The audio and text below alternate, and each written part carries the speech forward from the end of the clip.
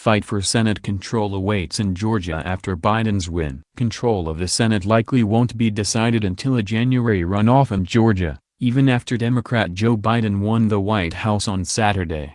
That post-election cliffhanger will determine the balance of power in Washington, as neither party appears to have a lock on a Senate majority right now.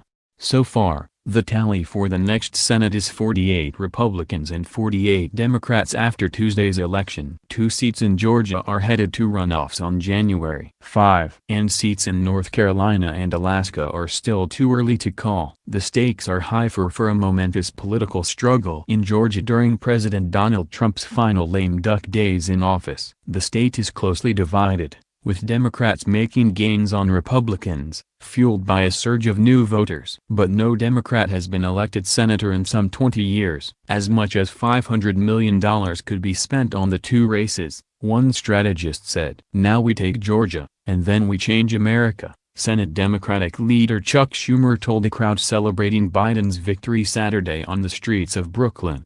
With a Democratic majority in the Senate, the party that also controls the House would have a firm grasp on power in Washington. Biden would have latitude over nominees, including for his cabinet, and a chance to push major portions of his legislative agenda through Congress. If Democrats fall short, Senate Majority Leader Mitch McConnell, a Kentucky Republican, could wield the power to check Biden's ambitions.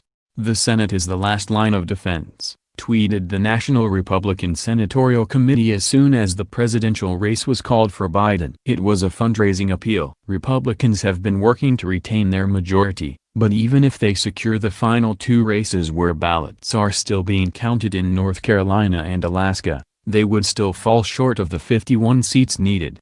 In North Carolina, Senator Thom Tillis is trying to fend off Democratic challenger Cal Cunningham in a tight race that is too early to call. Alaska GOP Senator Dan Sullivan is favored for another term against Al Gross, an independent running as a Democrat. The political math problem for Republicans is that the vice president of the party holding the White House casts the tie-breaking vote in the Senate. Next year that would be Vice President-elect Kamala Harris. That means 50 seats for Democrats would result in control over the chamber. But Republicans would need 51 seats to cement their hold on power. That would put Georgia center stage, as many expect is about to happen. Both Senate seats in the state are now held by Republican incumbents. They were forced into the January runoff contests after no candidate reached the 50% threshold needed to win outright in multi-candidate races. GOP Senator Kelly Loeffler will face Raphael Warnock, a black pastor from the church where Reverend Martin Luther King Jr. preached. And Republican Senator David Perdue, a top Trump ally, will face Democratic challenger Jon Ossoff. "Now more than ever, we need to keep the Senate in Republican hands," tweeted Loeffler. She said Saturday that she and Perdue are the last line of defense against the radical left. Ossoff's campaign aired a new ad, detailing a path to recovery from the coronavirus pandemic and its economic fallout. He calls for following the advice of medical experts to deal with the virus and a massive infrastructure plan to create jobs. "We need leaders who bring us together to get this done," Ossoff says in the ad. Biden had been mum on the Senate balance as he awaited the results in his own election, but he offered a preview before Tuesday's election. "I can't tell you how important it is that we flip the United States Senate. There's no state more consequential than Georgia in that fight,"